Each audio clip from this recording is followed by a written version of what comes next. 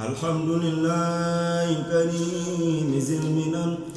على استغاثة بفروض وسنن kilifteefu sëriñ Muntaxa Mbàkke xalif général des mourides ndigalul sëriñ Sidi Mbàkke xalif Cheikh Abdou Lahad Mbàkke sëriñ Seexuna Mbàkke ibnu Cheikh Abdou Lahad Mbàkke di leen yëgal ne sëriñ Sidi Mbàkke xalifab Cheikh Abdou Lahad Mbàkke da ko sant liggéeyub ngóob samedi bii nu jëm juróom-ñaari fan ci weeru octobre 2023 ci tool yi nekk Touba Baytija ca sawub Daru Saw sëriñ Seexuna Mbàkke ibnu Cheikh Abdou Lahad Mbàkke di ca soññi njabootug boppam gi taalibe yi waa fédération Maharif jëwriñ ju ci nekk soññi ña mu jiite ñu teel koo fonk farlu ca te waajal ko te yóbbaale ay njëfandukaay ay ngóobaan ak i buum ngir tool yi dañu ko war a góob dajale ko lippi ko ngar ko sëriñ bi sant mbooloo mi soññi leen ñaanal leen yëwi leen mi ngi koy yëgal nag jullit yi ak taalibe yi xarit yi soppe yi dëkkandoo yi sëriñ Seexuna Mbàkke di ñaan koo xam ne fekk nga ko ca tool yi Baytija ànd ak moom ci ngóob mi ko sëriñ Sidi Mbàkke jëwriñu Cheikh Abdou Lahad Mbàkke sant ñu liggéey tool yi ba mu sotti yàlla na sa mbir yépp sotti ma nga la ciy ñaanal pajuk aajo ngërëm yu ànd ak barke texek àdduna ak àllaaxira ci barke sëriñ Touba Cheikh Abdou Lahad Mbàkke sëriñ Seexuna Mbàkke daa jot ndigal sëriñ Sidi Mbàkke sangam lay jëfal na ngeen waaj nu dem bayti ngir sàkku yiw lu sëriñ Seexuna woote jar jóg taxaw nu fas yéene dem góob bi jag lippi ngar di woo kuy murit tey dagaan ngeen ji cër te kuy góob bi yóbbaale ngoobaan gu ñaw fexe yóbbu ay buum bu doon kursu raw ko dem Baytija ngir liggéey yal na am pajuk aajo ak texe feek feenu jëm sëriñ Sidi yal na ko buur dolli wér sëriñ Seexuna gaayee leen xëy di